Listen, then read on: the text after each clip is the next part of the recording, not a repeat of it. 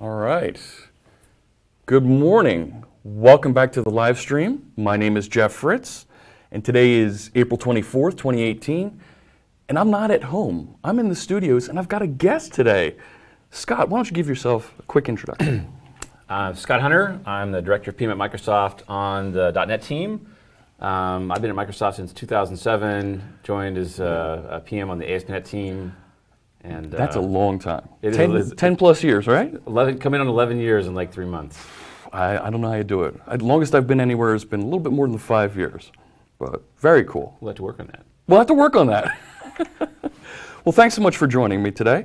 We wanted to go a little bit different today. We wanted to take a look at something a little bit. Actually, we got a question about this on the GitHub room. Folks were asking about how do you customize identity? ASP.NET Core, we know you can do security. We have that identity feature out there, and a lot of folks just get, well, here's what's in the box. Let me configure it, and it does enough for what I need. Maybe I'll attach Facebook or Twitter logins, and that's where they leave it. But you were telling me there's something a little bit more you can do with it to customize it and make it a little bit more compelling for an organization. Yeah, well, the funny thing is I was a user of membership back in 07. Back in the day. Back in the day. Yeah, yeah. And the one that we shipped in System Web was totally, you couldn't change it at all. Basically, it was a hard-coded membership system. Oh, gosh. And the best you could do is go change some stored procedures, or what I actually did is I took Reflector and I grabbed the source code from it, because we weren't publishing the source code back then. Okay, okay. And I made my own provider using the source code from the one built in the system. And so when I joined the team, one of the things I went and complained to the team about was, hey, if we build a new identity system in the future, it's got to be extensible. Oh yeah, right. And to be clear, that old system, right? That's what you had to install when you did that ASP.NET Reg SQL. Yes. And it would create a users table and a roles table, and you couldn't touch those tables. You could not touch those tables unless you actually, as I said, used Reflector, got all the source code, made your own provider, and modified it. I made my own provider back in the days. Oh man, it was brave days. Okay, so now it is extensible. We had a version of identity that shipped with ASP.NET. What was it? 4? Was it 4.5 or 4.6? We shipped the first new identity system when we did ASP.NET web pages back in 2010. Okay, and then we ported it to MVC. I want to say 3. Okay. Yeah. And that was called Simple Membership. Oh, I remember the Simple Membership. Yep. And there was universal providers. There was a couple things. Okay. It makes me feel bad. Universal providers were the membership system that was built into System Web. Was pretty much hard coded to SQL. Yes. What else would you want? What else would you want? But not only that, it was hard coded to like SQL from 2008. Okay. And so some of the first problems that we started running into was people would have a newer version of SQL Server, and these providers would not work unless you ran some crazy scripts to make them boot up. Okay. You couldn't use the tool that you were talking about anymore. You actually had to manually run scripts. And then, of course, Azure shipped, and it had a version of SQL inside of it as well. Yes. Yes. And so the initial, there was a couple things that made us think of the universal providers. One was we were doing web pages, and we wanted it to be able to use SQL CE as a database. The SQL Compact. Sure. Right. You want to have that small website you want to deploy. We didn't want to require customers to install SQL Server. And then Azure came out, and so we needed to have a plugin that could actually be dynamically adjust to whatever the database was. And that's what the universal providers are. And they're still actually recommended. It's the recommended solution for a system.web customer today. Okay. Okay. Drop that thing in, and it will just work across all your stuff. But there's a new identity system, as you said, that we put in the 2010 post era. We keep tweaking it. I hope we stop tweaking it. I think we're done tweaking it at this point. Oh yeah. But we tried to add support for multiple databases. We wanted to add support. EF Core and EF did that for us. We wanted to add support for all the login providers. The Googles, the Live accounts, Microsoft accounts. Sure. I would say Facebook, but I don't recommend Facebook for. Not these days. And of course, we wanted to add features like two-factor auth Yeah. I want to be able to have, like, if you signed in, you get a confirmation email to check. So we've added all those entry points on over the time. Yeah, and I mean, when I look at what Jeff is at CalLearn Tech, he says he wrote an XML-based XML file-based identity implementation because databases cost extra. You know what? Databases are cheap and easy to use now. They are now, yes. Right? You can get a MySQL database on Azure for bargain basement bucks. So the Scots have their own country, Scotland. Okay, sure. There's good scotch over there, too. Oh, yeah. So Sirius now asks, I want the password encryption algorithm of ASP.NET Identity. How is this possible? Well, gosh, it's all open source. It's all open source, and it's all, for the most part, it's actually in your project. When you create a project, we basically stick most of the source code for the identity system live in the project for you. So you can check that out on GitHub, and you can see it when you start a new project. So Sirius now. So I'm seeing a bunch of our friends, our normal viewers hanging out here today. Good to see you. Popsicle, they join together like Voltron and create a super Scott robot. Okay? And do you score lower on the chart if your middle name is Scott? Is there a chart hierarchy of Scotts? I was told that if I wanted a promotion, I had to change my name. Well, somehow they know that my middle name is Scott. It's in that CSH Twitter handle. Yes, it is. For anybody that knows my Twitter handle, it's cool CSH, and CSH is actually my initials. It's Carl Scott Hunter. So. Okay. And Hanselman likes to point out all the time that I was really a Carl that became a Scott. So, but in my house, my parents always called me Scott. Okay. All right. So you wanted to show us some code today, right? And here we are. We're sitting in Visual Studio, right? And that kind of looks funny, but let's try some stuff here and let's talk through it. Okay. So your app is a Razor Page app. Right, so the app that we're learning with, the core wiki, it's Razor Pages. We haven't built security into it yet. It's something we've said, you know, we got to come back to this. So what I was talking to Jeff about was maybe what we do is start with a ASP.NET Core web app, okay. Razor Pages, yep. And build some identity stuff in where we'd actually enhance identity. So I think identity is great. You have a username, an email address, password, but what if you want to add more? Oh, yeah. And so I know your app would be great if you could actually have pictures for people. Absolutely. So let's see what we can do here.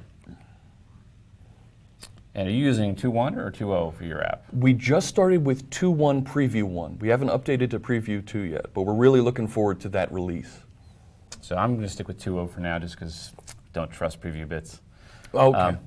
But anyways, this is the file new in an ASP.NET project, and I just click Web Application. That's your Razor Pages. Yep. And the big thing is we have this. By default, authentication is off. Of course. Who needs to sign in? But you see, we have a bunch of options here. None, individual, and this actually means store the user account in a database inside the application. A local database to our application. Yeah. Okay. I could do these as well. These are using Azure Active Directory. Okay. And Active Directory. And I could just do Windows off if I wanted to. Sure. But in our case, we want a database because we want to store stuff about people. So let's say yes to that. And let's create the application here. All right. Standby Reloading says, the new identity is so much better, so much easier to separate it from Entity Framework and do what you want with it. Yeah, I think that was one of your design goals. It's all extensible. You can swap the data out. You can swap the auth mechanisms out. It's all designed to be super extensible. I'm showing a 2.0 app. And in a 2.0 app, all of the identity actually shows up inside of your actual application. So if I look under my Pages folder here, I've got an account folder, with a manage folder. But one of the cool features that we have in the 2.1 bits is I'm able to take all the identity stuff and actually stick it into a NuGet package. Whoa, okay. And this is new. Yeah, we never let you put UI, but I can put both the controllers or the Razor Pages part of identity into a NuGet package, and I can put the actual CSHTMLs into the NuGet package as well. So one of the biggest complaints we've always had with customers, you saw on File New, I had a choice to go and make that choosing my authentication. Yeah. If I had not done that, there's no way to add it after the fact. Yeah. There's no right click, add identity, add security to this. this has been something that the team, we've struggled with for years, and we never have been able to do it because Identity brings a bunch of login pages and stuff like that, and there's no way to actually add that. So in the 2.1 bits, if you do exactly what I just did, you won't have this account folder with all these pages and stuff inside of it. Okay. Instead, you're going to just basically have a NuGet package that contains all this UI. Now that sounds like it's going to be better for us because we started this application and we didn't add identity in up front. So when 2.1 gets closer to release and we can just add, that sounds like a good solution. It's a pretty cool solution. You add the NuGet package and a few other things. You have to wire a few things up in Startup CS and stuff like that. That's kind of expected. And then Identity just boots up. So cool. But it also means if you don't want to extend Identity, you don't have to have any of its files laying around your application. So it's a pretty cool feature, I think. Oh yeah. So let's try this. Go ahead. For people that have never done this. So this is just the default application running with a sign-in. Yeah.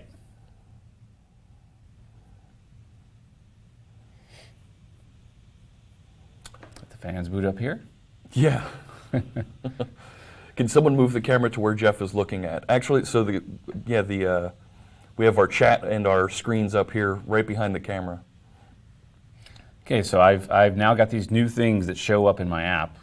I've got my register and my login. And a big magnifier. There we go. That show up over here. If I want to register for an account, I click over here and I'll put in a bogus email address. It's a really long password. Yeah, we actually enforce that everything that you have symbols and you have upper and lower and stuff like that. So it's a big password. So we'll just for fun try this. Get my password saver here, and the first thing you're going to see is, oops. Well, you know what? I love the new "we're going to help you succeed" types of error pages like this, right? Yeah. Database operation failed. Okay, we didn't create the database yet. So this is pretty cool. This is, as you said, this is something we did in the 2.0 wave, I believe. Maybe it was, we tried it in the 1.0 wave. It's really been refined in the 2.0 wave. But what happens is if I'm a developer, I'm running in developer mode right now. Sure. If an error happens, we'll actually just tell you how to fix the error or even give you a button. So there's a apply migrations button. This will create my database.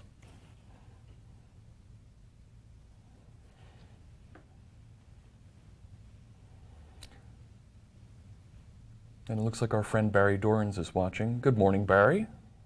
And notice that after I press that button, after it did its work, it says try refreshing the page. Yeah, you know. And this is, oops. Of course, we're talking about identity. That's why Barry's on the... Of course.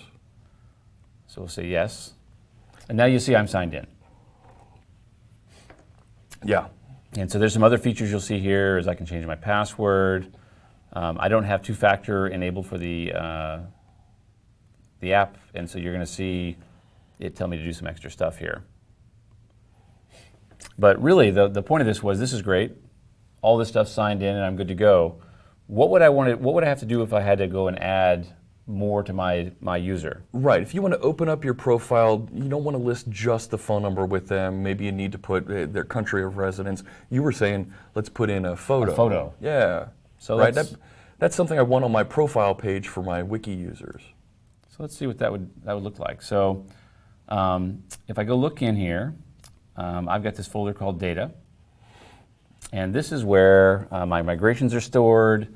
My DB context for my database is here. And these are entity framework features. These aren't security features, right? This is something you get interacting with the database. Right. Well, because I chose identity, we stuck some stuff in here. Those. But the DB context is a regular EF core DB context. There's nothing special about it. If I load it up here, it's just a DB context. Notice it does have a base of identity DB context with a type.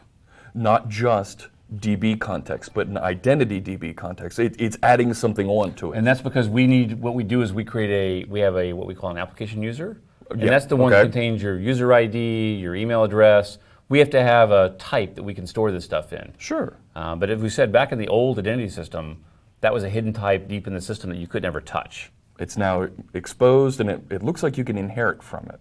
Well, look here. Here's application user. And this is where I can go and add whatever fields I want. So if I come over here,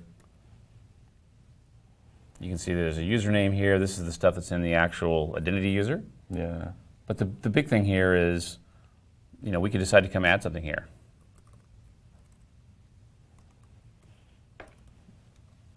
Oops. So if we were going to do an image, we'd probably do something like this. I just want to go add a new field to my identity user. And we can make some fun stuff happen here. If I go take this, now let's try the app again. I've not added anything to create a photo or save a photo, but what would actually happen? So it's not going to put that field on the page for you, is it? No. No. So for fun, let's see if I can log back in here.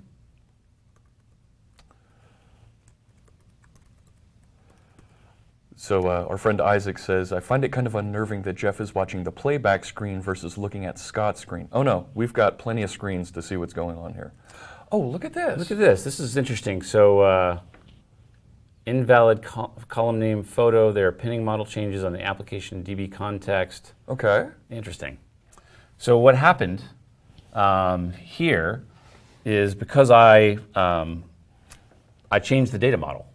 The class is different from what's in the database. Yeah. Okay. When we ran the app the first time and created that first user, we ran that migration. That created a SQL database behind the scenes. And now I've modified that class, and EF's going, things don't line up anymore. Yeah.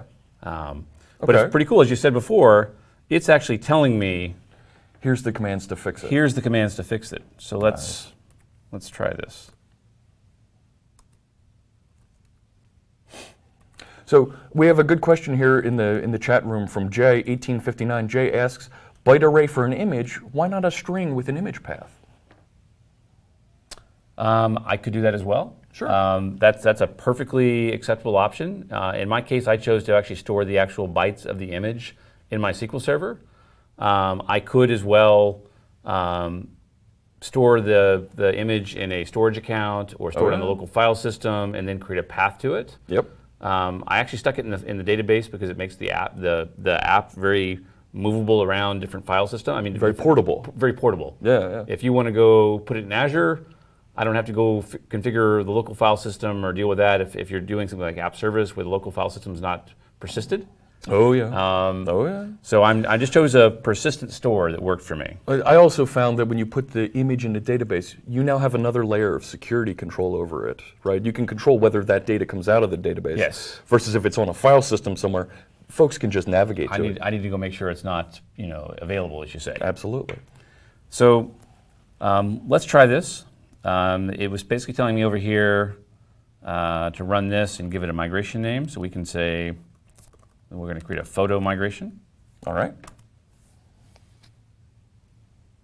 Now, personal preference, when I have migrations where I'm adding a feature, I like to prefix them with add something. I think you need to say EF migrations add. Yeah.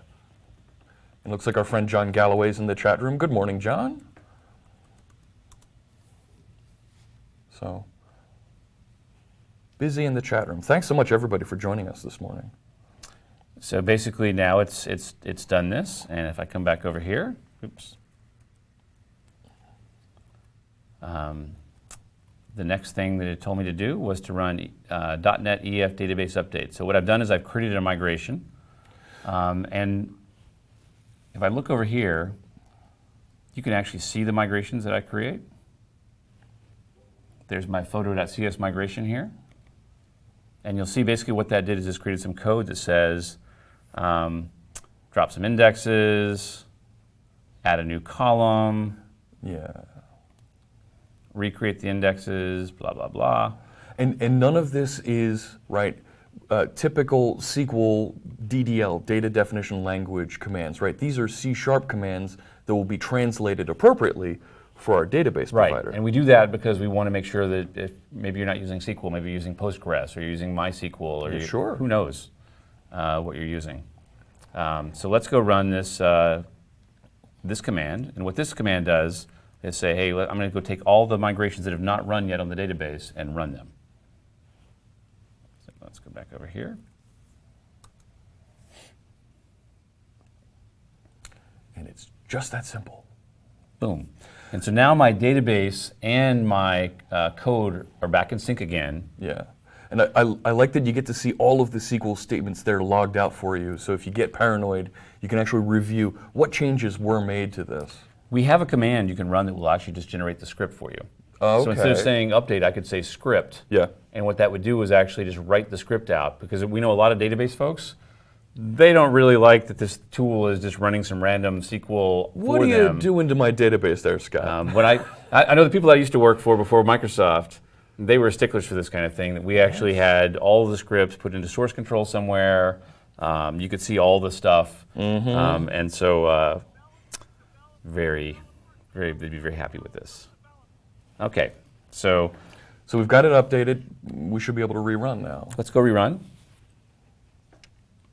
Close out our error page here. And I should be able to log in now.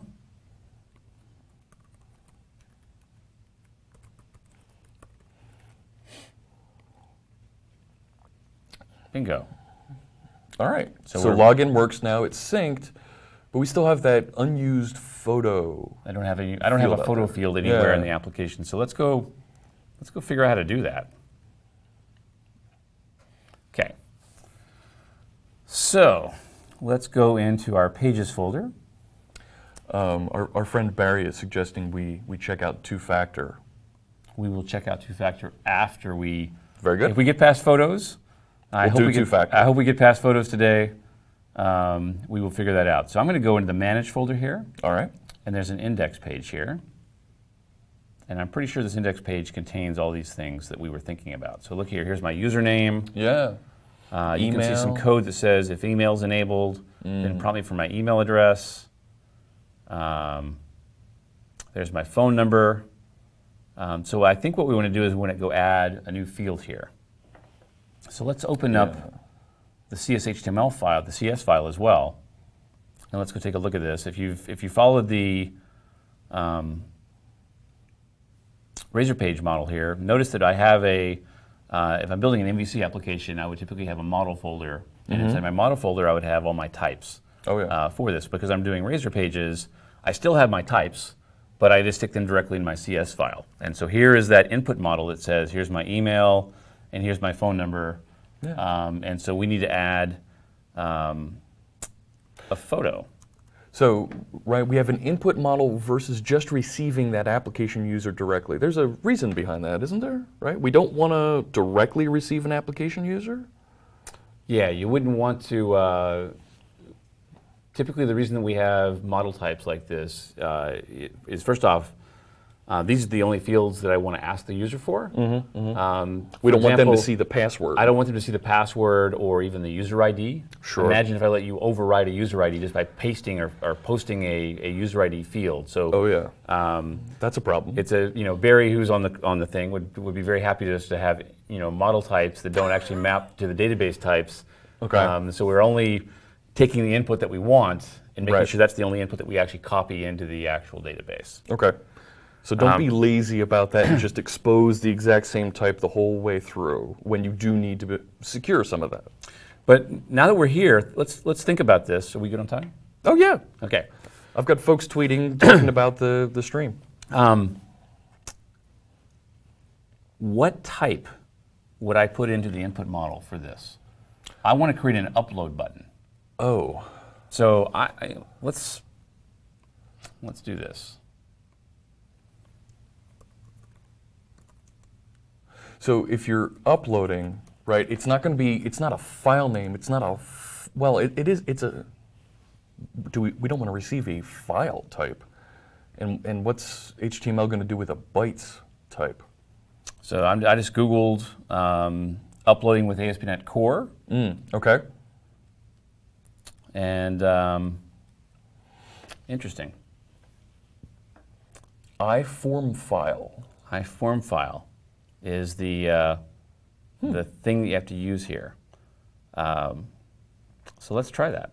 Okay.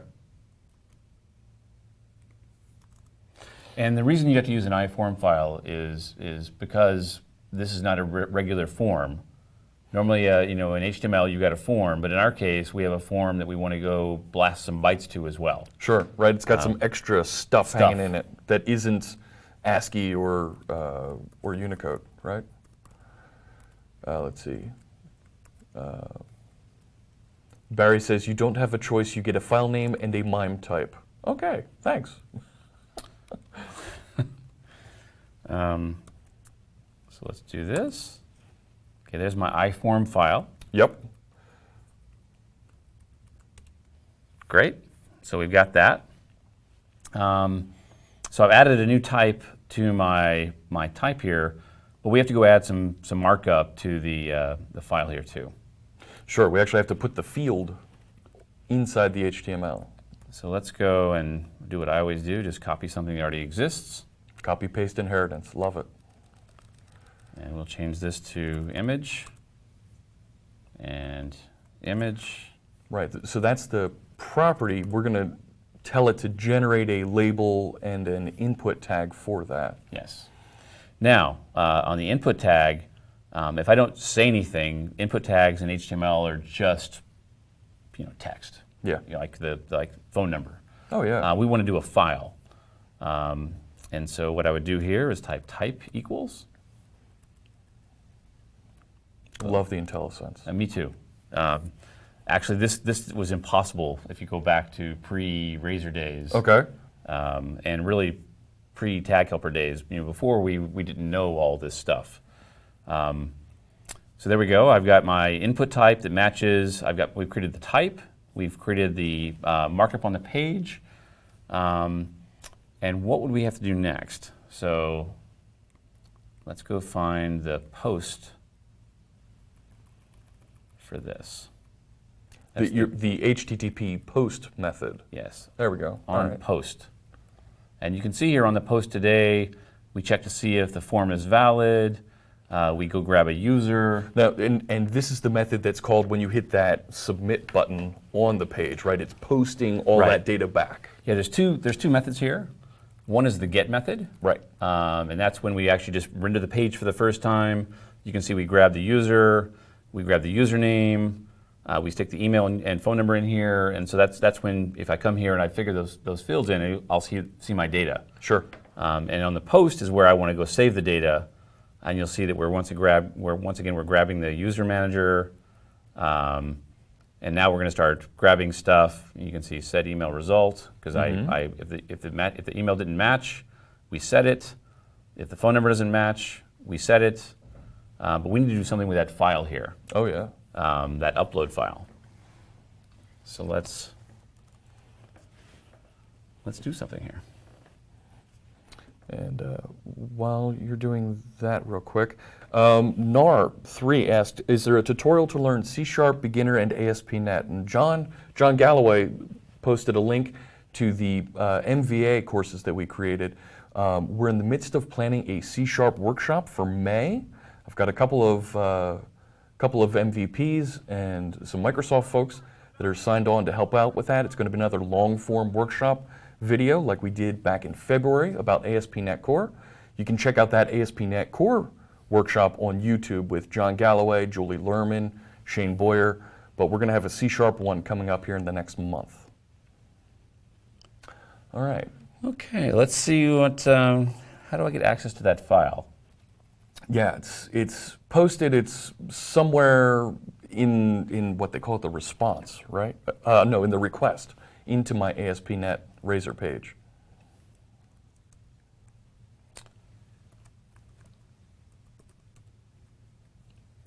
We have our image, and what can we do with this thing?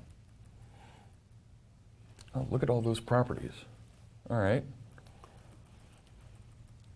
And I'm just going to guess, because we're just coding, if the length is greater than 0, then we probably have a file. Sure, that's a good place to start. So if we do have a file, what can we do with this thing, Jeff? Well, we're going to want to read the bytes off of it, right? And then copy them into the database. So yeah, copy to, right? Yeah, we've got a stream target. So that stream, right, we may want to put that into like a memory stream or something so we can get the bytes out of it, and write the raw bytes and put that into our image object. Does that make sense? I think Am I so. overthinking it?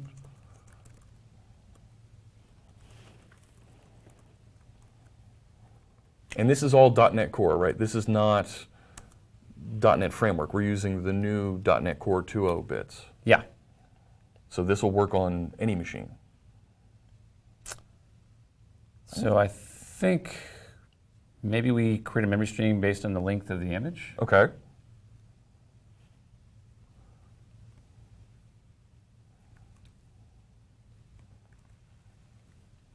Cool. Can't forget the semi.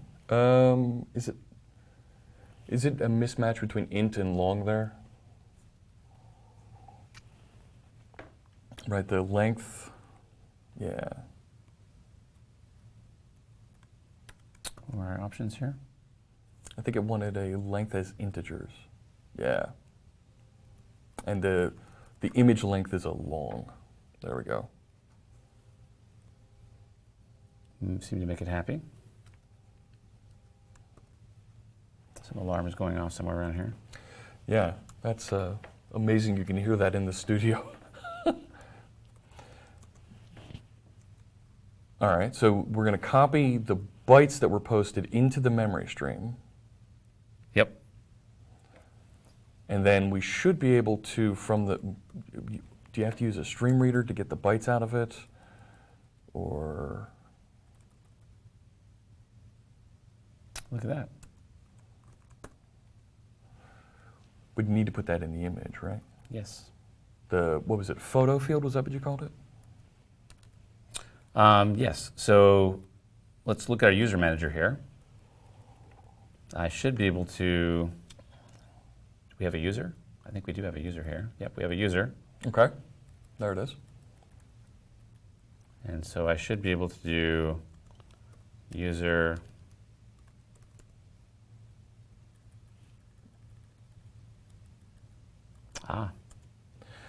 Barry's recommending that we don't put a length on the memory stream. It's not needed. Okay.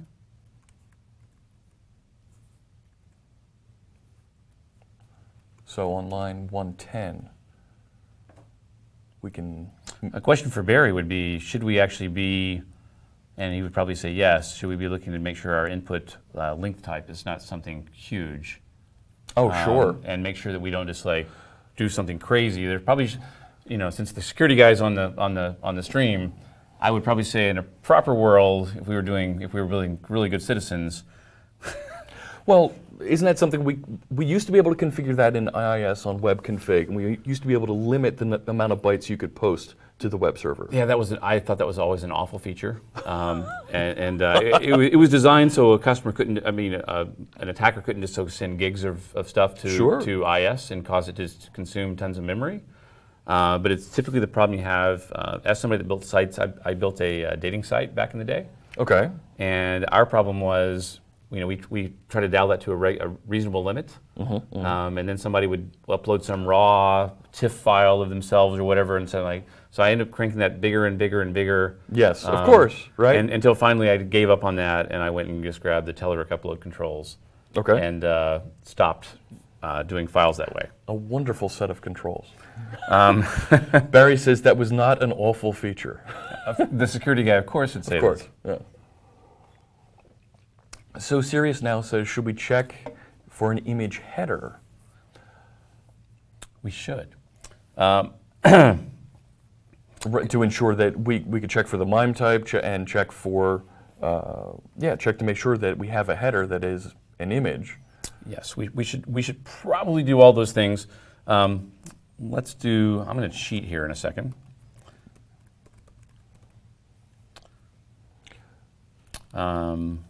Actually, I think I want to grab the... Barry's saying no MIME type. All right. I have a solution to this.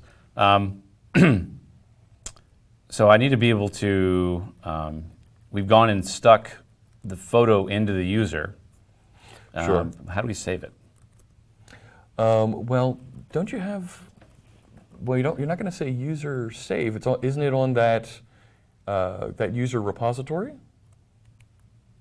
Well, my user. So you're saying yes, user manager. Yeah, that's what it was. Yeah. Barry says, "Don't make me come over there." And we've got seats. I'm going to guess update. Yeah. And then the user. And of course, this was async.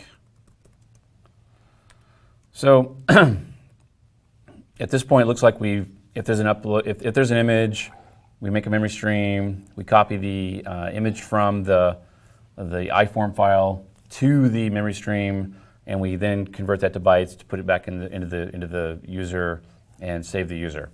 I am going to cheat just one bit here. And so if we're going to build something like this, I would probably want to actually create a thumbnail of the user. I mean, if you upload a 1,000 by 1,000 version of yourself, I probably don't want that. No, you probably want a little 200 by 200, 100 by 100 that you can put in the corner of the page, maybe up in the top right next to, here's who's logged in.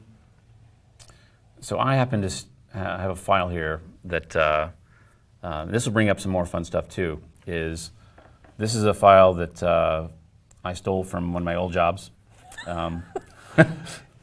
You borrowed? I borrowed my own code. Okay. I own the company, so it's not like I feel bad about this. All right.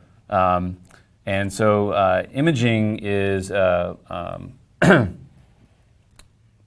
look at all that. This is the big thing that I put in here that I really like is I wrote a bunch of things like, you notice there's a scale image here that takes an array of bytes. You can give it a max width, a max height. I've got another one where you can actually give it an image format. So if you can say, maybe I want to make sure that I save all the images. If you uploaded a JPEG, I want to save it as a PNG, or you uploaded a Sure. TIFF. So this is some code I wrote years ago, but this does not look healthy.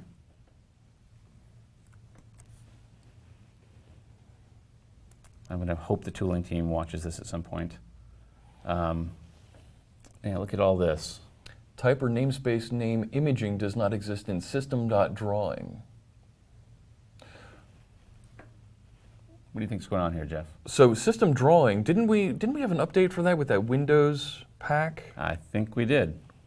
So the problem here is there is no system drawing in .NET Core. Yeah. And we didn't put a system drawing in .NET Core because we didn't have, it's a Windows feature. System drawing is part of the, and we only put part of the user interface. We only put cross-platform stuff into Core. Very server-focused. Yes.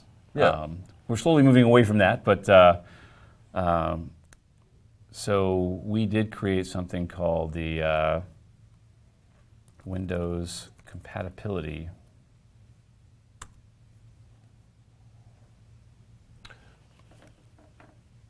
So this is just another NuGet package. This, let's go look this thing up.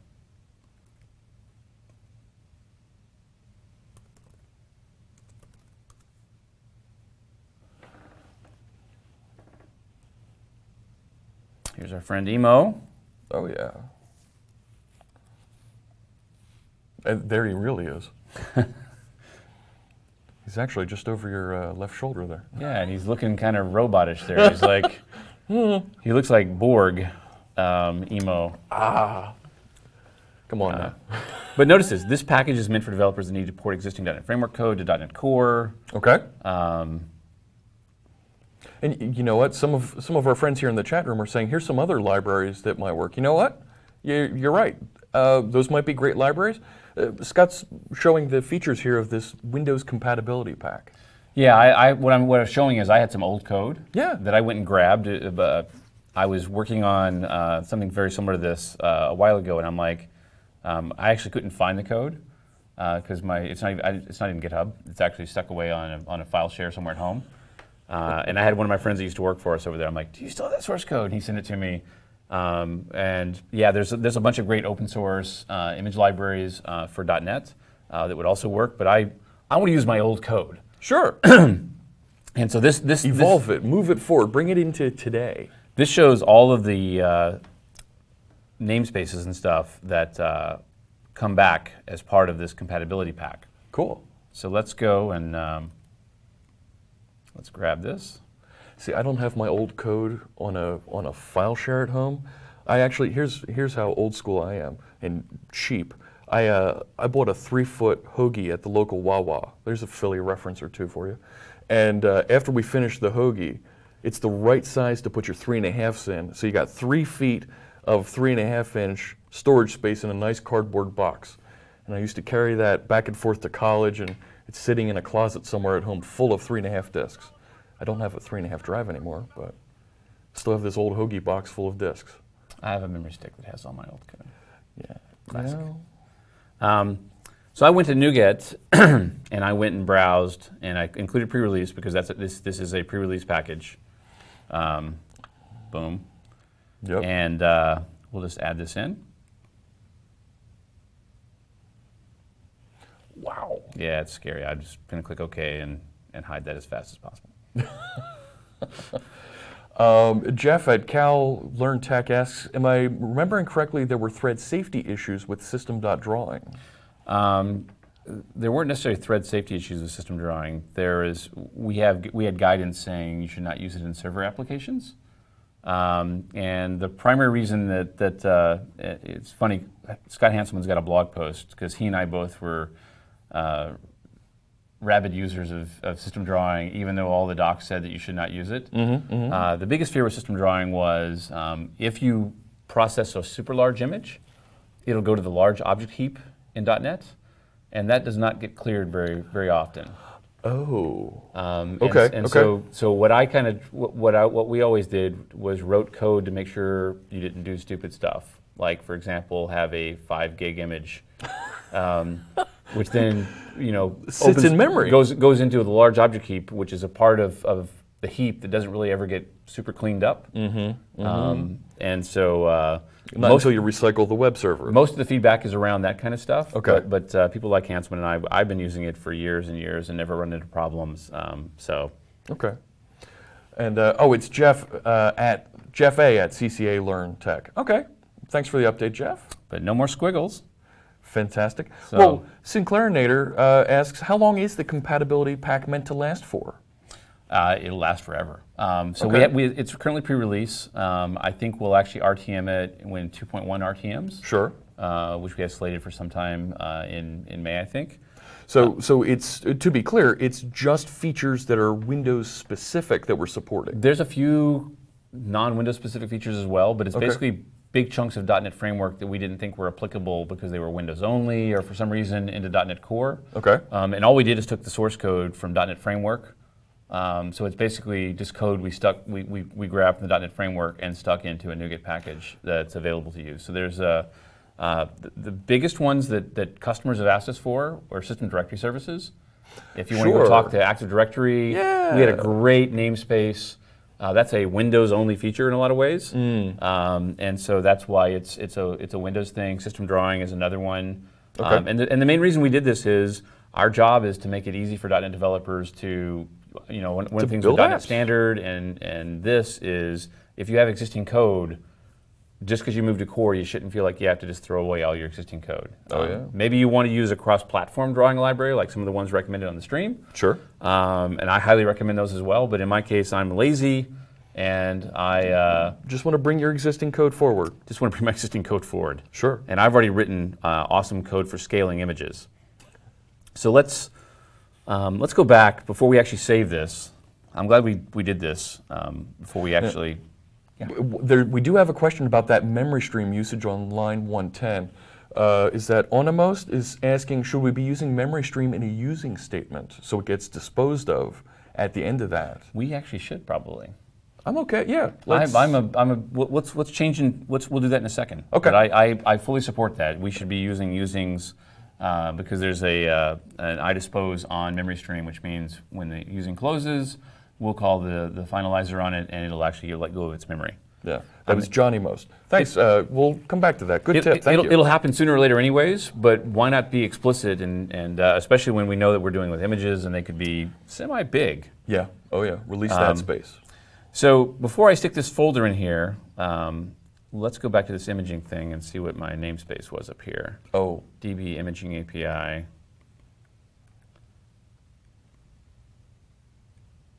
Because what I want to do is I want to make sure we scale that image.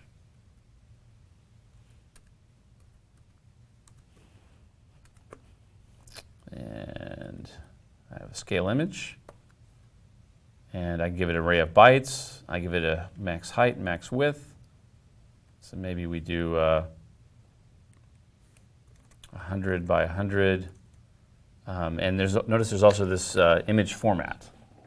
And you might upload a GIF. You might upload a TIFF. Sure. Another cool feature of this scaling API that I made. By the way, this is on GitHub, and we'll put the GitHub on the Twitch before we get off, so people can find the source code for this. If you want this code, you're welcome to steal it out of my GitHub account. But typically, I would either store the type of the image, so when I actually emit it, I can tell the browser what type it is, or I would just make it always store in a common format. And so in my case, I always typically store images in PNG. The PNG format, yeah. Nice and small, optimized for photos, millions of colors, all that stuff. Is that Arc Commando? Do you guys make Node.js content? Not currently. We're doing a lot of .NET right now, but I would like to come back and do some Node content in the future. Maybe over the summer get into Node. But it's definitely on my radar. I want to spend some time learning Node. And using. Oh, and using it, of course. I mean, do I just do this, Jeff? Oh, I'm sorry. Yeah, I think that's all you, right? And then after you're done using it, after the call to, you can actually end it at the line before, but that's okay too. Yeah. So we're good? Build successful. Okay. Ship it. Well, let's try it. I expect tons of explosions and booms to go on here. So let's try this thing out.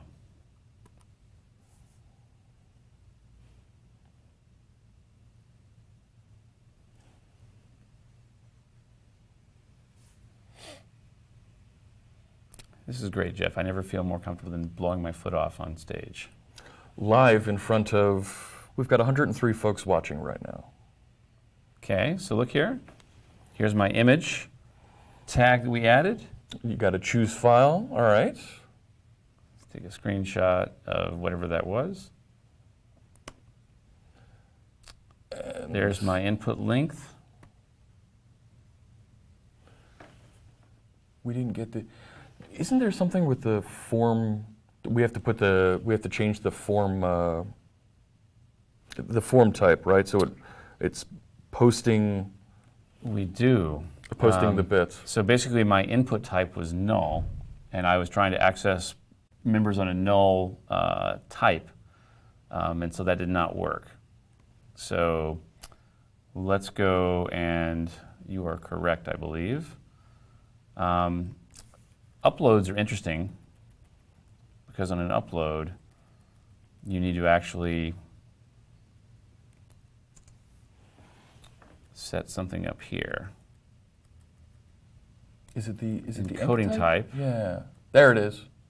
Multi-part form data, I believe, is what you have to set that to. Yep, it looks like, who is that? Is that, some of the folks in the chat room are pointing that out as well. Karsten Pett has called that out. Yep, I think we got it. Okay.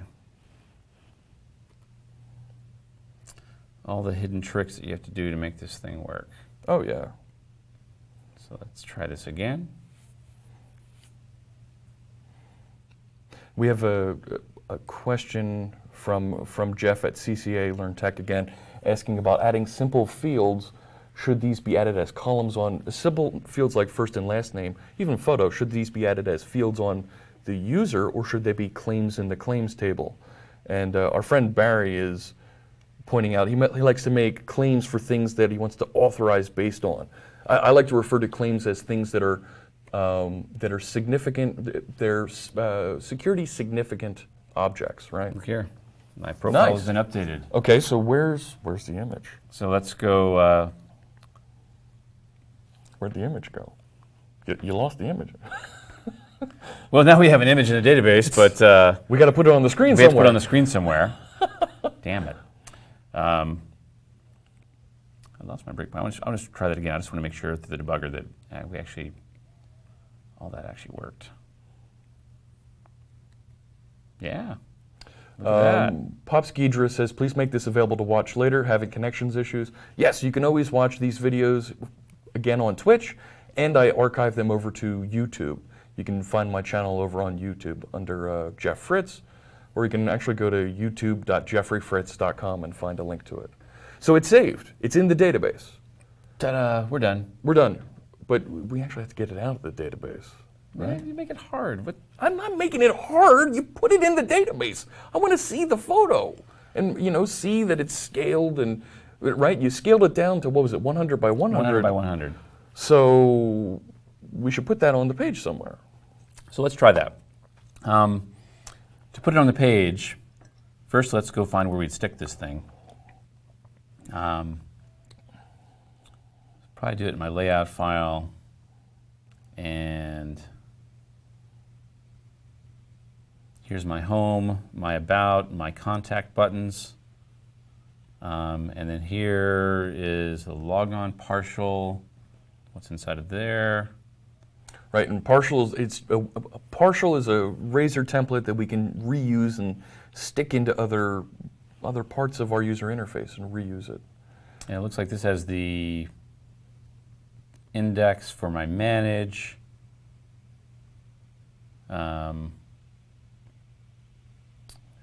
Register login. So there's a couple of things here.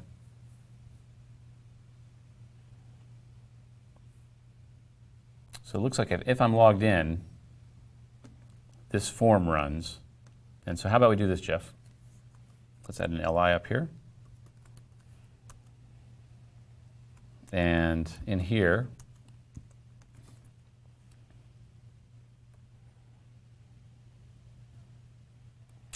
we could just add a image tag that references,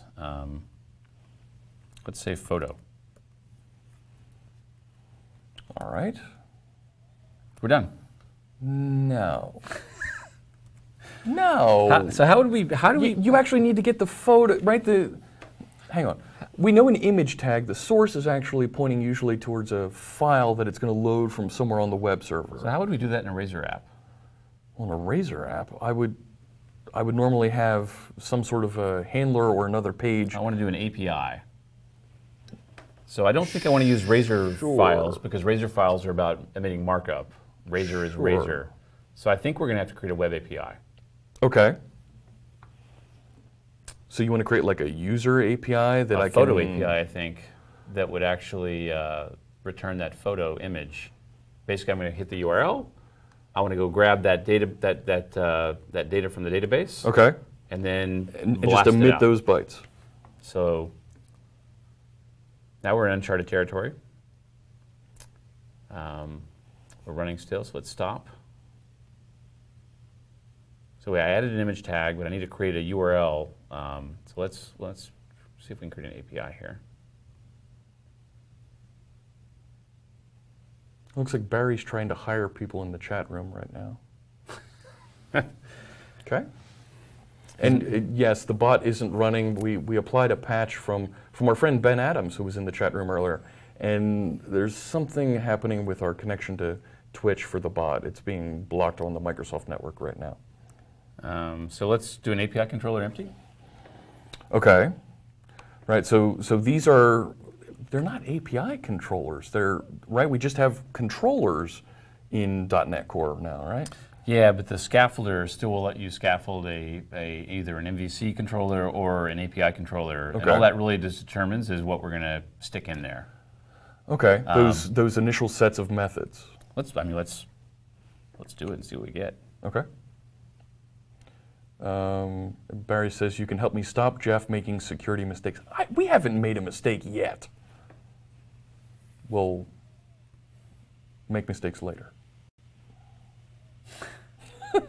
Jay says, API to show an image, that's new to me. No, actually, it kind of makes, it makes well, sense. the question, yeah, I was going to say, if you create a razor page, that would actually show HTML. In our case, we just want to blast bytes down the wire. Okay. And so, if you go back in the old school days, the system web days, we'd write a handler probably for that. Oh, an HTTP handler. Oh, yes. In this world, I think we'd write a controller, and we'd have a method that returns bytes. But we made the URL over here just photo. So maybe we just make our route photo. Okay. So the route attribute is saying, here's the URL segment that we're going to listen on. Yeah. So we need to have a, how do you do this? Look at this, Sinclairinator's already saying image source, data image ping, base 64, and he's saying let's output the base 64 data of the image. How do you write a controller that returns bytes? Well, you're going to write a get method that has, well, you could just return bytes directly, right? A byte array. But you're also at some point going to need to specify the MIME type coming out. Yeah, so how, I'm looking at you, Jeff. I know, right? Well, you want to call it get, right? We may need to pass in the user's name, right? The name of the user that we want to, or the.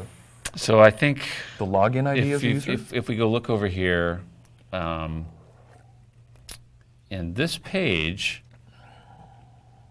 we had the reason we got the user via a user manager. Right. So we need a user manager. Right. And uh-oh. They're referencing Troy Hunt now in the chat room. So let's just, I believe in stealing code. Sure. So let's steal some code. Right. How would I get a user manager? So we're going to do the same dependency injection thing here, create a constructor that receives that user manager object. Just like you have there inside index model. I think the user manager, user's there.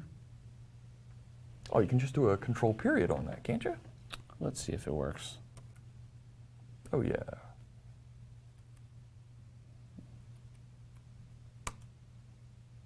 Well, that gets you the application user. You still need user manager.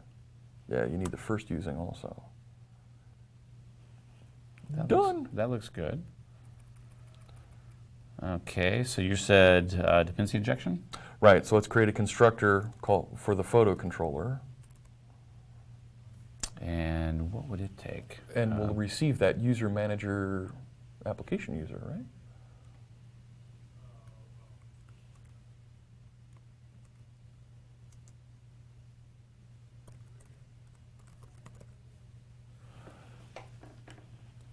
There's some folks in the chat room saying it'd be great if we had a moderator bot that could do link verification as an automated fashion. Funny you should say that. I've got some folks coming up. We're going to take a look at using Azure Cognitive Services to take advantage of some of those capabilities. Inspect what links people post and give you some information about it so we can decide whether or not to permit it in the chat room. So that's it. All right, so you've got the user manager being injected by dependency injection there on line 17, save it off on line 19, and now we can actually get the user, right?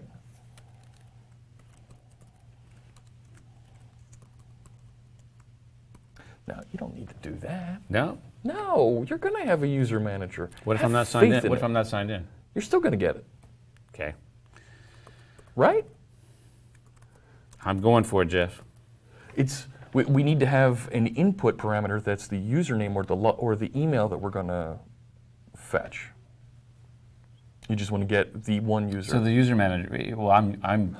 Oh. So by the act of logging into the identity system, okay, there is a cookie/claim sitting in the system that actually knows that I'm signed in. Okay.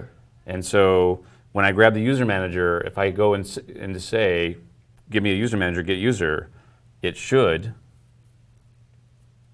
well, I don't know, let's try it.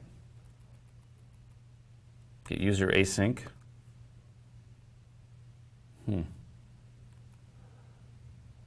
How do I load the user up? Isn't there's a base property on the controller, isn't there, that has We the can go user? look over here. I mean, if we had source code over here that did this, so let's go see what it does here. User manager, get user async user. Okay. Yeah, the user property. Barry thinks we need auth on this controller. Hang on, spoiler alert there. It's giving away all the parts that are going to happen later on here. Let's just make it work first here. Let's turn this off. We'll make it async in a bit. So I've got a user, it looks like. Nope. I think we only have a get user async. Ah, yes, we were trying to make everything perfect, right? Yeah.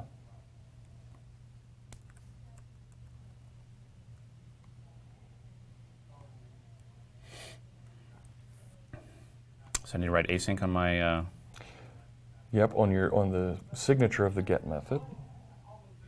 like that? Yeah. This keeps getting more complicated. Oh yeah, we've got to return a type of task. Okay. So let's Actually, standby reloading is saying we might be able to just use user.identity and not have to tap into user manager altogether. I don't think so. I don't think there's a user. Well, look at that. There we go. So now you have the identity, and then you need to turn that back into an application user. That's going to require me to call user manager again, though, I think, to go get that. Okay. Because I need to get that type, and the identity system by itself isn't going to know. As Barry was saying, we don't store everything into claims and stuff like that, so I think I really need the full Monty here. So once I get to this user,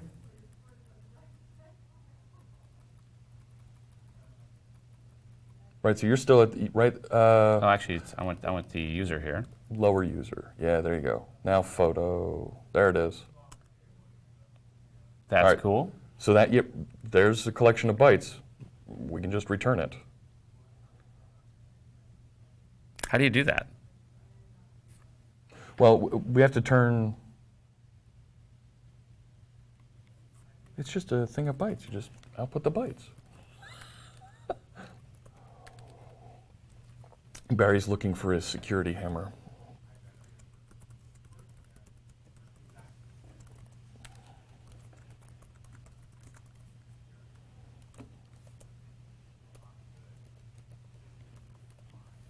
So how would I do this?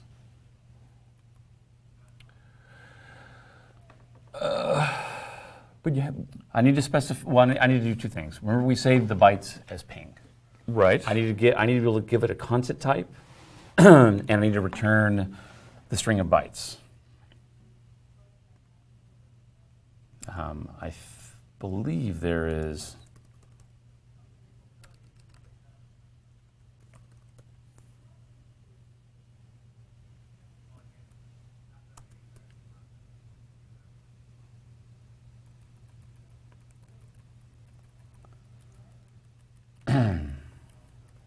So let's see.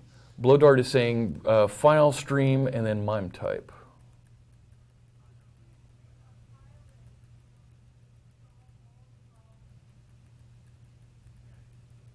Right, or return content and pass the photo in there.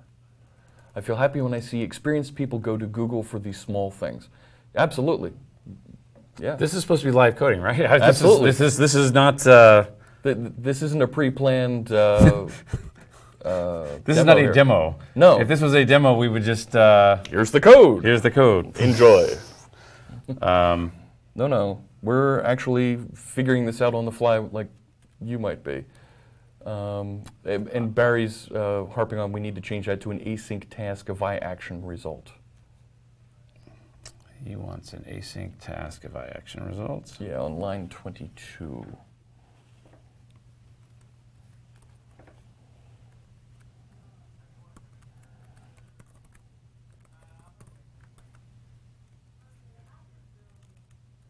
What's that? Yeah, that's okay. So that fixed that bit up top. Okay.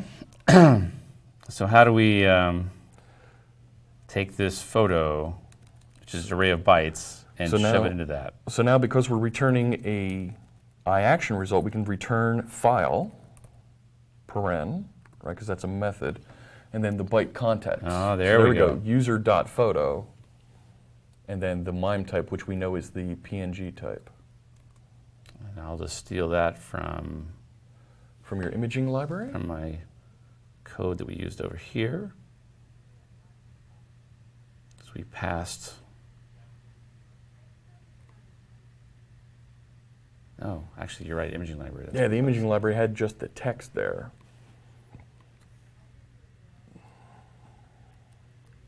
There it was. 39, there you go. J1859 says, this is all new to me. Yeah, you know what? This is...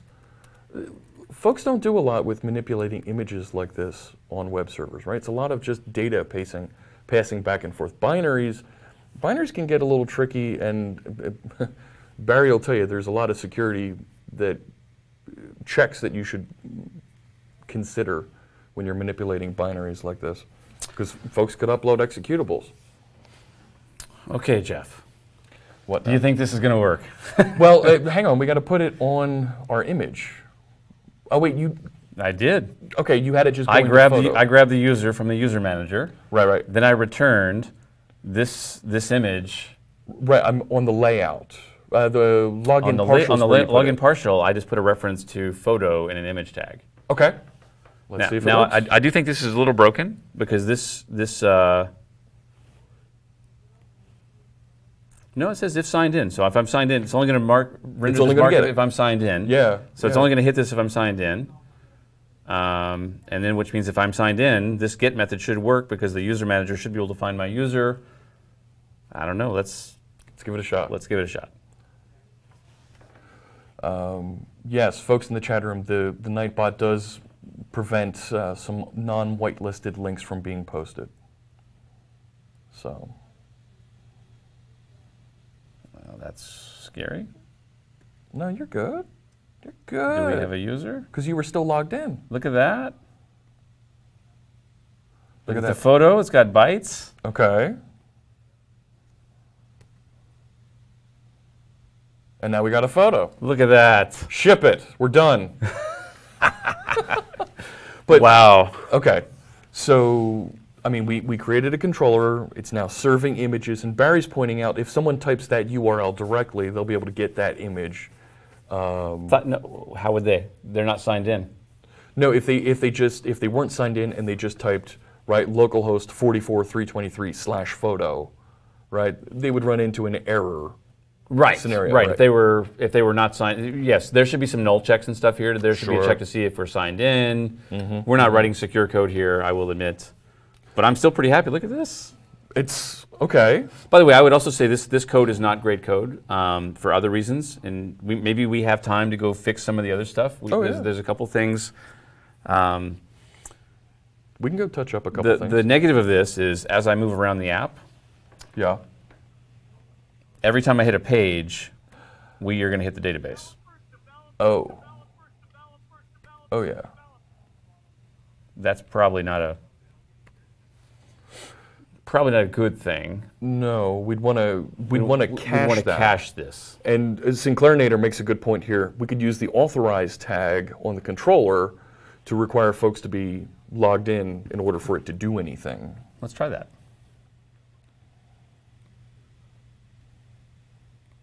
I think Barry is the author of the authorized tag. Is he? So you can forward your complaints over there. Is this authorized? Yeah, I think that's it, right? Cool. And that. So that should take care of, right, if you're not logged in and you try to go to /photo, it should. Right, it should throw, I forget what the security error is. Yeah, let's try it.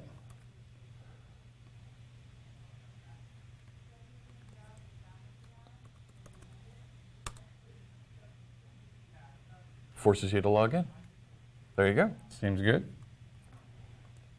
Feels more secure. Feels lots more secure, which is why Barry suggested it earlier, he says in the chat room. Okay, thank you.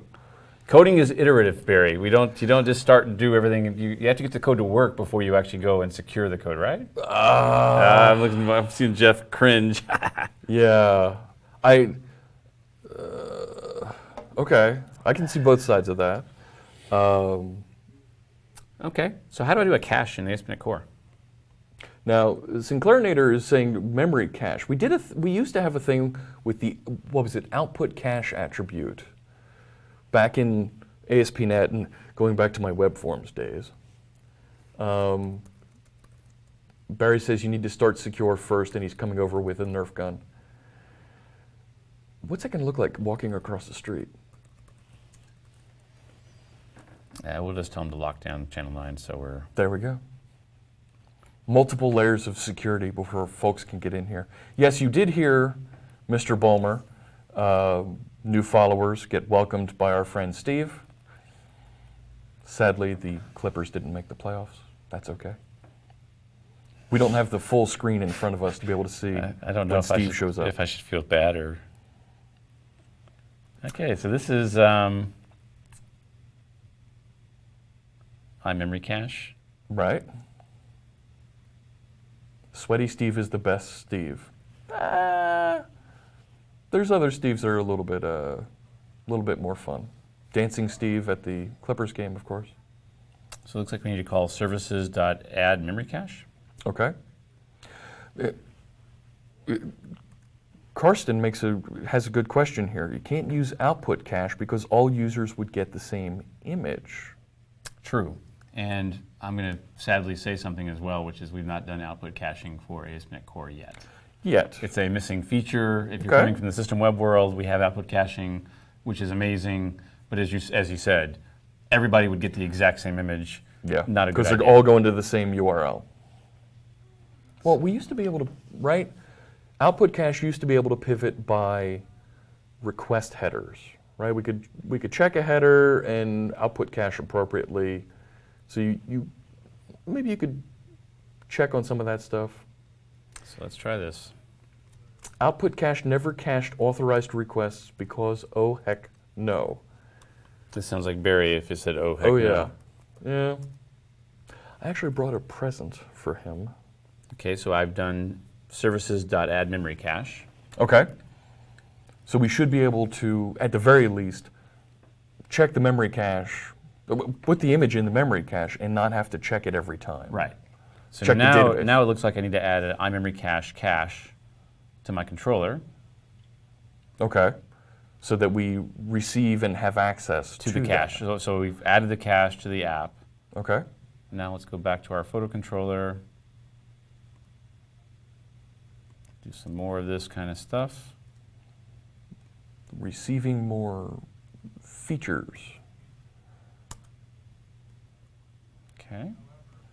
Pops Gidra is saying we need a dancing Hanselman GIF. I would be all about that. You know, we should do that for build. Put a dancing Hanselman GIF together? We need a, yes. If only I knew the folks who were building his slide deck. I was going to say, if only I knew Beth Massey. Yes. Okay, so now I should be able to get a memory cache inside of here. And so... You're going to still need to get the user, right? I would need to at least get the user ID. Because what I would probably do is I would probably take the user ID. Use that as your key. And use that as my key in my memory cache. So maybe you don't need user manager to do that up front? I don't know. Can we just go after the capital user? And is there a let's see what's on user manager.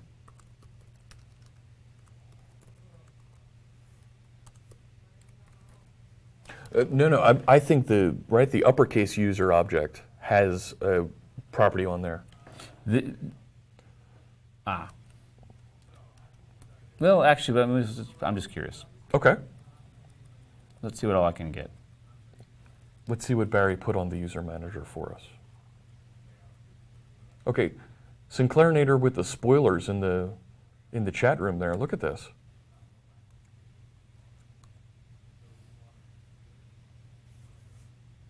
And what type is it's a string looks like?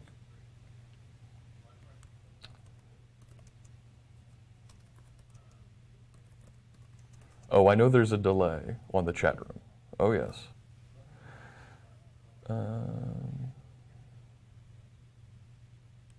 No. Set? Yes. Get rid of the. No, you have to put the await on the right side of the equals. True.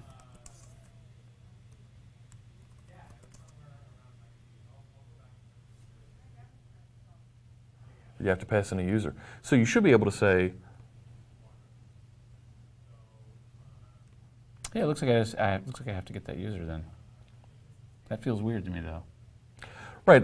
That's why I think can't you just inspect the user object that's here on the controller, right? Say this dot user. Yeah, there you go. And do what? Go identity, or is there a user ID on this one? Nah, go identity dot.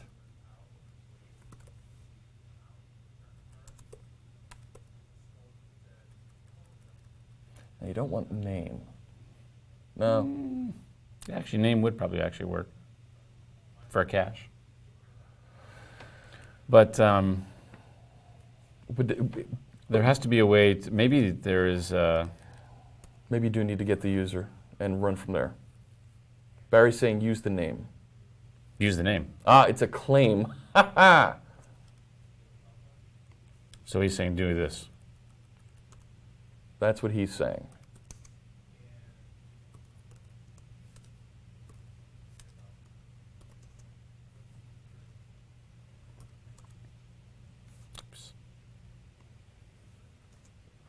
Okay, so if we have a user ID, I think the first thing we try to do is probably try to go grab, let's see what cache lets us do.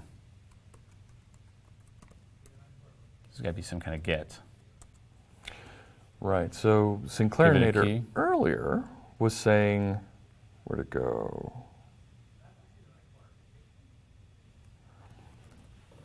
Get or create. I think here I just want to do a get, wouldn't I?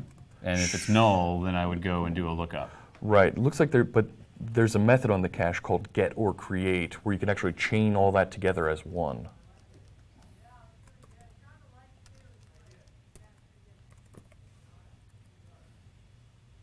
Yeah.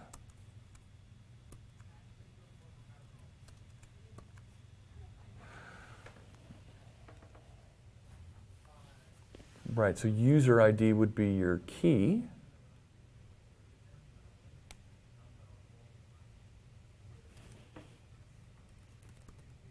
There you go. And then the func to actually create what it is that you want to. What did I do here, Jeff? And then what you have on lines 33, yeah,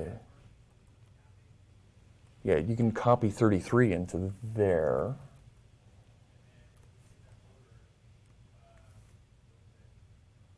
So now you have the user.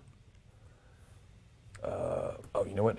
There was a get or create async method. You need to change it to. So we get that async on the func.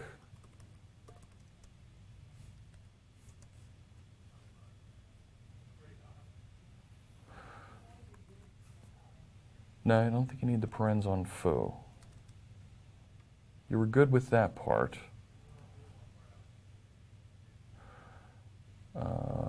I think you need the async between the fat arrow and the opening curly brace on 30. To the right, between the fat arrow and the opening curly brace. Say, what? Keep going. Just a little bit further, right there. Async. There we go. Now, what doesn't it like about user? Cannot be because it is in. It's probably pissed off because of this. Because there's here. duplicate. Yeah. Yeah, look at that. Man, the chat room is all over this. There's Ben Adams giving us tips. The async should be before the foo is what he's saying. Yeah, that's what I was thinking too.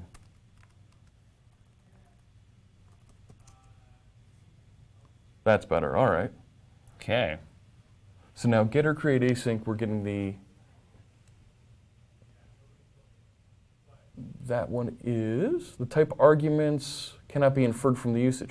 Right, so it's going to get or return, well, at this point it's returning the user. We don't want it. We don't want to return a user. And you're not returning anything yet. You want to return user.photo from that, right from the inner anonymous. Okay, so now it knows how to do that. And so we should have a photo coming out of this thing, right? Yep, var photo equals.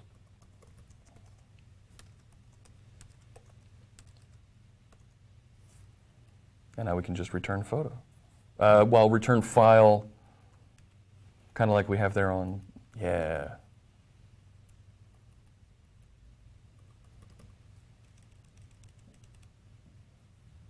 Like that. And that should work. Okay, let's see what happens. The stream is hilarious, so serious now is saying, oh, I hope you're enjoying this. Long ago in Galloway. All right. Bingo. All right, so now if you navigate to another page, it shouldn't hit the database. Let's try that. Let's put a breakpoint over here. Let's start the debugger. Karsten is saying we need an expiration. We should do that, yes. Yeah.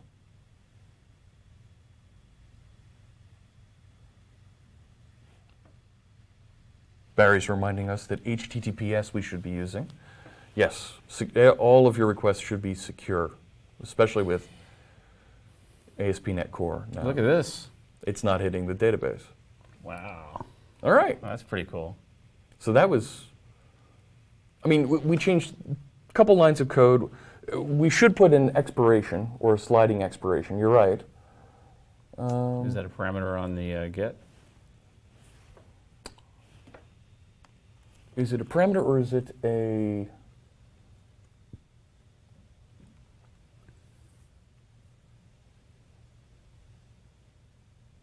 I'm not sure. I'm not either. What is that? I memory cache and the expiration.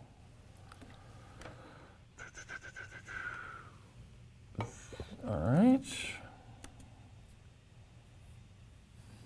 Getter create.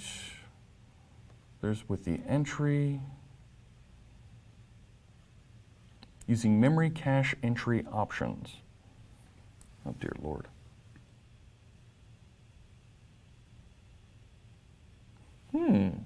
Yeah, Foo.set absolute expiration. So is it on? Oh, the foo object that we passed in on 30. What they're saying is we can pass options to it. yeah. Oops. Debuggers are tough. Yeah.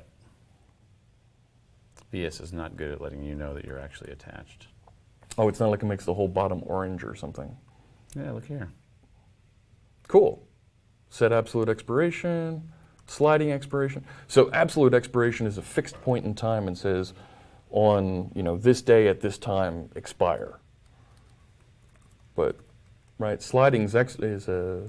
Basically, sliding says if it's not been hit in 5 minutes, boom. Yeah. Wow. So if it goes stale for 5 minutes, remove it. Remove it. Okay. If we were smart, we probably, there's one thing we're missing here, and that probably is on the Razor page where we upload the image. You'd want to invalidate the cache after you upload the image. Because if not, if I change the picture is going to stay the same for 5 more minutes before it actually takes the new picture. Karsten's saying the same thing in the... You caught it before he said it. So, yes. That's good. And I can't imagine having everybody on Visual Studio Live Share doing mob programming on this. Oh my gosh, that'd be crazy. So what do we got? So, right, So here's where we upload the image. We need to blow the cache out here. okay. So First off, we need to get access to the cache here. we got to pass it in. So I can hear Steve in the other room from here. So let's go back to our photo controller. What do we grab here? Let's grab the code.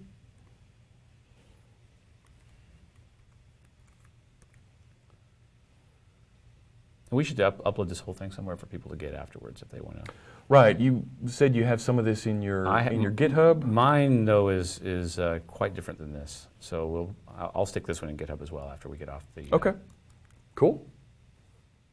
Oops. Let's stick that up here. And change that to this. Yep. Get rid of the scope.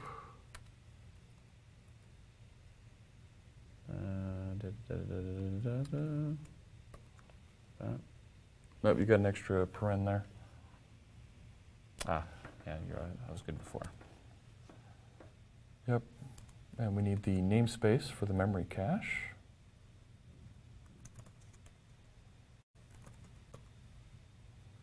So, yeah.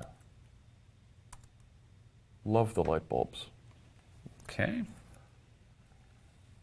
So I think we're almost here, Jeff. Yeah, so to invalidate after it's uploaded. Yeah. So is it, it's not, well, you don't, well, that's easy. And we were Was it passing user.name? The lower user. No, we were using the, Oh, you're right. for the user ID, we were using the bigger user before. Right here. Right.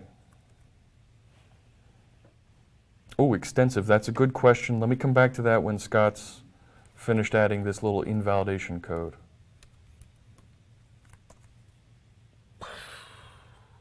There we Cool. go.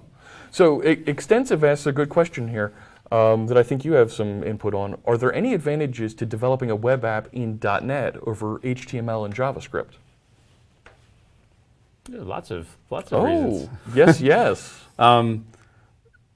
First off, these are tough questions because each of us has our technology stacks that we love, whether you're a Ruby person, a Go person, a Node person. Oh, yeah. But it's choice. It's a choice thing. But when we think of .NET versus, say, Node in the case of doing a JavaScript app, or maybe he's thinking of an Angular app, big things we think about is C# is compiled. And so you're going to get better performance. If you look at some of the benchmarks that we run in, like the Tech Empower benchmarks, Yep. We're going to run on the factor of 5 or 6 to 10 times faster than a Node.js application. Okay. Okay. Because we are compiled and we're also a strongly typed language as well, which means you're going to find errors before you run your application. Sure. Not as you run your application.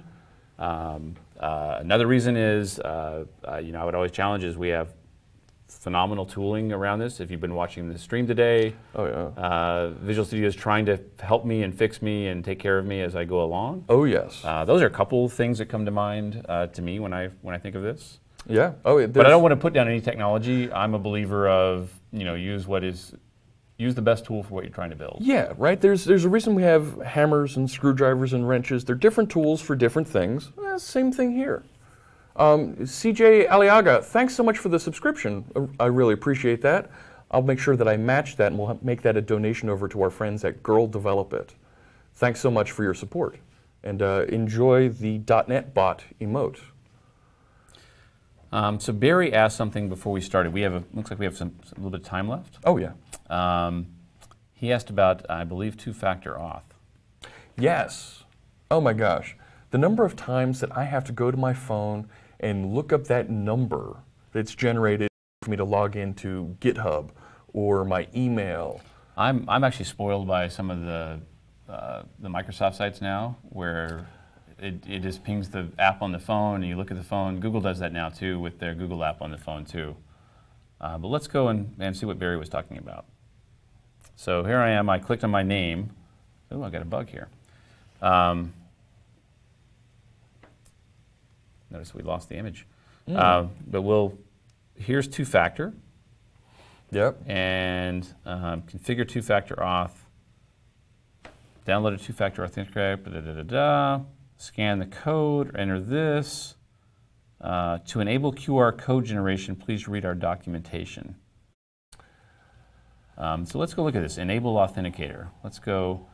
This is kind of yucky because I would typically I'd want to scan a QR code. Yeah. I don't want to go type this huge key string in. You're bound to make a mistake keying that in. Yeah. So right? let's go look about how I would deal with that. So this is nice. A nice link right off to here's how to enable it. Folks in the chat room are asking questions about Blazor. We'll come to that in a minute here. Let's get this configured and we'll come to your question here. So it looks like I need to download this library. Right. Barry says we don't have a server-side QR code generator that we can ship. Okay, so let's go look at downloads. And there's that code. We trust it. We trust it, of course. And it looks like the library is, let's grab just the minified version. Let's grab the minified version of this. I wonder if our libman extension would be able to find that. I'm just curious looking at the docs here, which one do we actually reference? Okay, so let's go grab the minified version of this. And let's go back to our app. Yes, Barry, I do trust everything you say, because if I don't, I'm going to hear about it. And we'll go to dev root. We have a JS folder here. Sure. Did you? Oh, it's because it's a friggin' zip file. No, you should still be able to copy out of that, just a Control-C, right? Nope. Nope. Now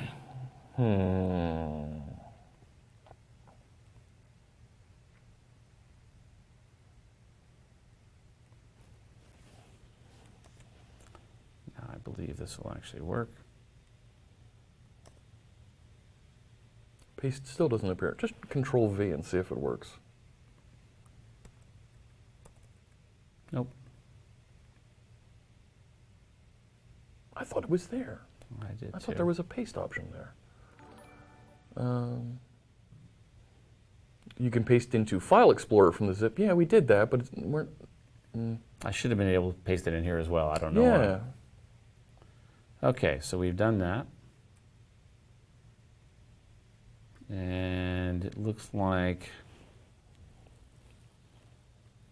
Sudoku, thanks for the subscription. Oh my gosh, I appreciate that. I'll make sure there's another donation to our friends at Girl Develop It. Pages, manage, enable authenticator. I think it was inside the manage. Pages. There it is.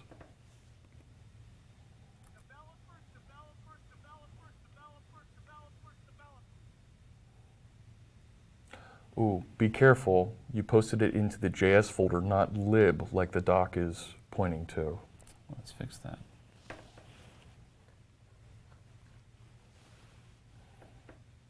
I love just being able to drag files around like that in Visual Studio without thinking about it. I love it says one or more.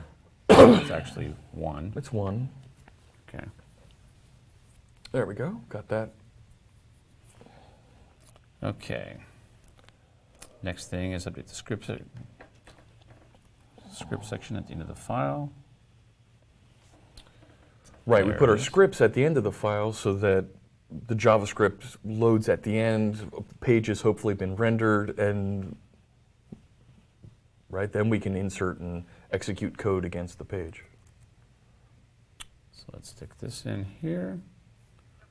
And in our particular case, we grab the minified version, so let's change this to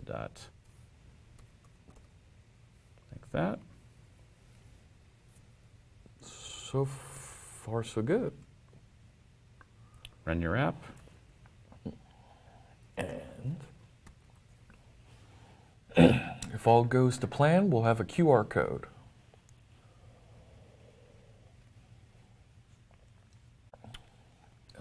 On the, yeah. Okay. Oh, look at that. All right.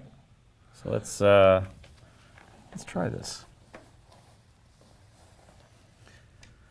Now there's a bunch of different QR code authenticator, a bunch of authenticator apps out there you can use. Google makes one, Microsoft makes one. I've seen a handful of them out there.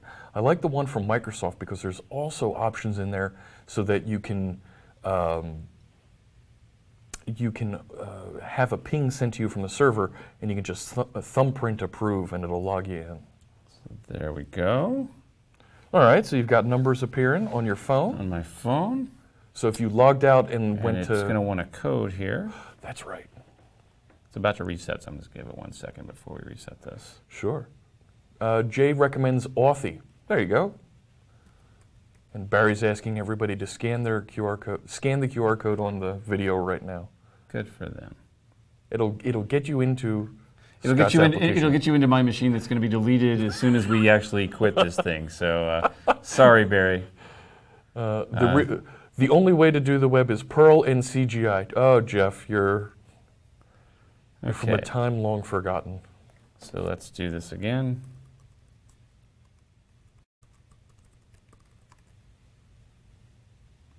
All right. And now you need an authenticator code. Now, Barry, this would be really cool if it supported the cool features like the Microsoft accounts do, where this thing just pings me on my phone and I look at it and it just works. There we go. Wow. Cool. So, I mean, in an hour talking through, we added authentication, we added a user profile pic, and two-factor authentication. It's not bad. Not bad at all. And learned a lot of stuff about adding, we did my EF migrations. Caching. We did caching. Yeah, yeah. So now we want to take, now you were saying that there's better features around this coming when we get to the 2.1 release. And the work we've been doing with our core wiki project. Yeah, since we have a few minutes, you want to just show some of the, let's show the 2.1 version of this. Okay, that's fine. We've got about 15, 20 minutes. We can take a look here. I just want to show the one feature in the 2.1 bits here. Sure. Let's go back and create another web application. This time I'll select the 2.1 preview that I've got on the box. Now, and I'm going to choose the same Razor application, store my identity in a database that we did before at the beginning of the stream. And I want to show the one difference here.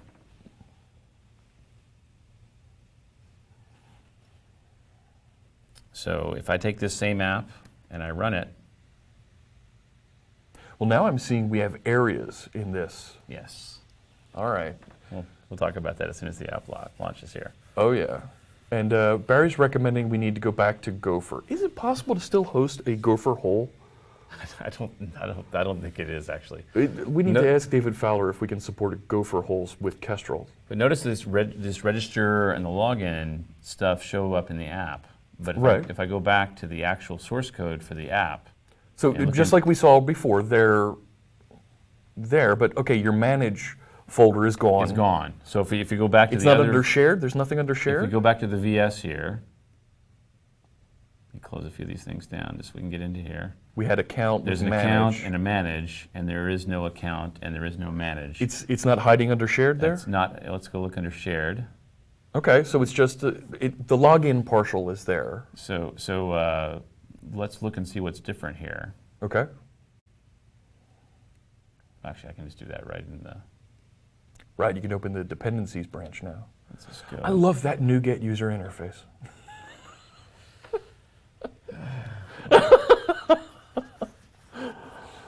So let's go look.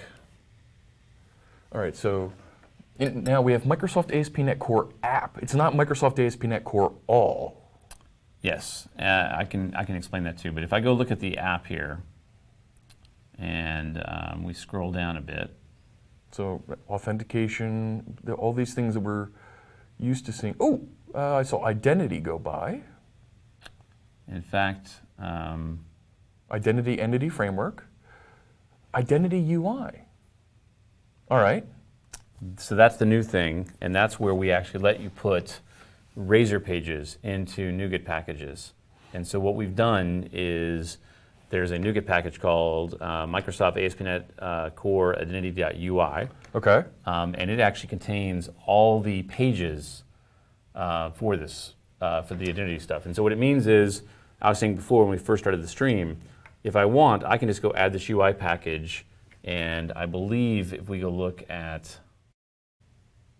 let me get us out of here. If we go look in our startup, I betcha we can find a couple things here. Oh, look at all the new stuff there in configure. Yeah. Add default identity.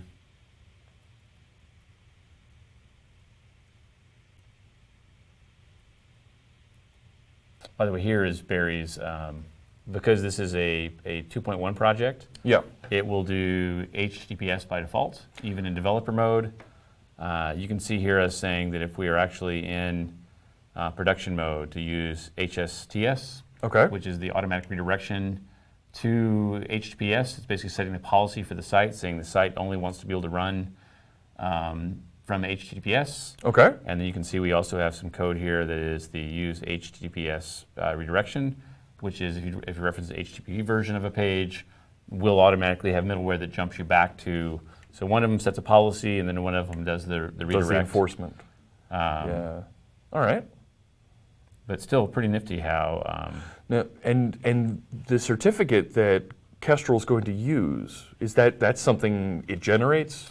So what'll happen is when you install the SDK, it basically runs a command, one of our commands that we can now install into .NET Core, that installs a developer cert on your box. Okay. So if you're on Mac or Windows, you can run that command to install a developer cert. You've got to do a little bit more work on Linux, but we give you a developer cert so you can run against Kestrel locally. Visual Studio itself will, when you control F5, it'll create a developer cert for IS Express. Okay. And so, you know, if we, I don't know if that app is still running, you will notice it is secure on HTTPS. Oh yeah. And I would get the same thing if I ran from command line. If I did a .NET run, it'll still enforce that as well. And so we're trying to enforce the better policies and the best policies by default in the 2.1 bits. Sure. Encourage better behavior. I'm very happy with this. This is something that we talked about for years, and it was actually being able to have the global commands in .NET Core that really made this happen, because it gives us an easy way to install command line tools for you to put developer To light up certs, those features. light up those features and stuff like Yeah. that. So. Very cool. All right. Let's see. Are we using the pre alpha of live share with 2 sodas, chairs, and a small desk? No, Chris. It's one of our MVPs there, Chris Gomez, Space Shot TV. We're not using live share because I'm not even on a preview version of Visual Studio. No, yeah, you weren't even using the 15.7 yet. I'm on a 15.6. I only run RTM builds of VS these days. I have another laptop that has I brought it in case we needed to do something with live share, but Okay. We didn't end up using it today. Yeah, our viewers are used to seeing me always using the preview version and showing them, here's the latest things that are coming and that we're tinkering with. Very cool. Well, thank you everybody for joining us in the chat room today. Is there anything else you wanted to touch on? I think that's No, it. good. Very good. All right, I will be back again on Thursday. Thursday, it'll be just me coding. I'm trying to set up for Friday. Our friend Bill Wagner from Microsoft Docs is going to join us and talk a little bit about async and await. We'll be coding again on Saturday, and we're getting ready for Build. I've got a couple of special guests I'm lining up for Build. Mads Torgerson is going to join us at Build. No, Talk probably talk about C#. the next version of C#. We're going to talk a little bit about the next version of C#, and I'm trying to grab one more person from the ASP.NET team. Haven't gotten a confirmation yet, so I don't want to announce their name. But we're setting up for a really good morning at Build. I'm looking forward to it. And also, folks in the chat room were asking earlier, we are setting up for a C# workshop. That'll be sometime later in May. I've got 3 speakers confirmed. I'm looking to get about 3 more. And even I want to start with a special guest right at the beginning. We'll see if he can join us. But I'm really looking forward to that also. On your next stream, you're going to merge this into the main app? I think we wanted to wait till 2.1 was out. RTM? Yeah, okay. And then we can take advantage of some of those new features. But I definitely want to do that. So we're going to archive off this video. We'll make sure that you folks can get to it later today on YouTube. We're going to take the code that Scott wrote here. We'll put it over in GitHub. Yep. And we'll put a link on the show notes so that you can check it out if you want to practice and try some of the things that he's worked with here today. All right. Cool. Thank you so much. Thanks so much, everybody watching. Hope you join me on Thursday. All righty. Take care.